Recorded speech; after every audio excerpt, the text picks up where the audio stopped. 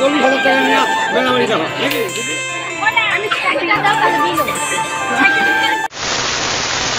Hello guys, welcome back to my channel. আশা তুমি ভালো আছো, আমিও অনেকটাই ভালো আছি। তো ব্লগটা আমি মেলাতে এসে স্টার্ট করলাম। তো দেখতেই পারছো চারিদিকে প্রচুর ভিড় লেগে গেছে। হ্যাঁ, আমি কিন্তু লেট করে এসেছি, আমি রথের দড়িটা টানতে পারিনি। আর দেখো এদিকে এত ভিড়ে আমি ঢুকতেই পারছি না, এতটা প্রচণ্ড ভিড় লেগে গেছে। আর এদিকে দেখো অনেক কিছু দোকান চলে এসছে, মানে চুড়ি, মালা, ফেতা, তোমার যাবতীয় জিনিস সব কিছুই মানে চলে এসছে। আর আমি তো এদিকে মেলা দেখতেই ব্যস্ত। আর এই ভিডিওটা করে দিচ্ছে আমার বোন, তো সেরকমই ভালো করে করতে পারে না, তো যেটুকুই করেছে সেটুকুই আমি তোমাদেরকে শেয়ার করছি। আর হ্যাঁ, এতটাই ভিড় লেগেছে, আমি যেগুলো দোকানে মানে গিয়েছি জিনিস দেখতে, সেই দোকান থেকে আমি রিটার্ন করে যাওয়া বের হব, সেটার মানে জায়গা পর্যন্ত পাচ্ছি না। তোমরাই দেখো এতটা ভিড় লেগে গেছে। আর হ্যাঁ, আমি ভাবিনি আমি রথের মেলাতে আসবো। মেলাতে আসার একমাত্র কারণই বোনের জন্য এসেছি।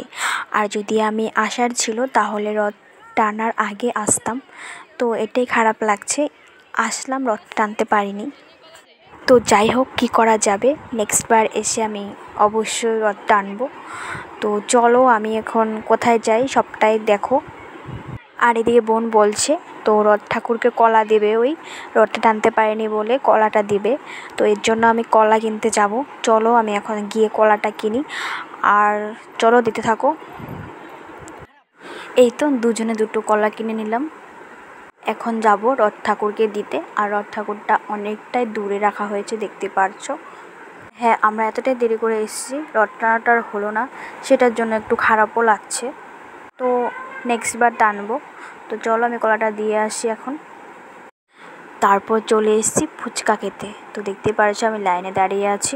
একটা কথা, ফুচকার জন্য বেশিক্ষণ ওয়েট করাটা না আমার ভালো লাগে না, কারণ টক জিনিস মানে ঝটপট দেবে, ঝটপট খেতে থাকবো। মেলাতে গেলে তো সেটা হয় না, একটু লেট করতে হয় সবার জন্য, তো সবাইকে দেবে এক এক করে। তো যাই হোক, চলো আমি ফুচকাটা খাই আর তোমরা দেখতে থাকো। এই তো আমি বাটি নিয়ে দাঁড়িয়ে আছি, আমাকে কখন দিবে সেটাই ভাবছি। তারপর যাওয়ার পথে বান্ধবীর বাড়ি আছে, তো বান্ধবীর বাড়িতে একটু যাব। তো চলো দেখি বান্ধবী বাড়িতে আছে কি না, না মেলাতে আছে, আমি ওকে ফোন করিনি, সারপ্রাইজ দিব গিয়ে। তো চলো যাই তাহলে। A few moments later. এই তো চলে এসেছি বান্ধবী বাড়িতে। আর এইদিকে ওই আমাকে বলছে কি খাবি, তো আমি বলছি না কিছু খাবো না, আমার জন্য কিছু নিয়ে আসলো খাওয়ার জন্য। তো চলো দেখতে থাকো কি দেয় ওই আমাকে খেতে।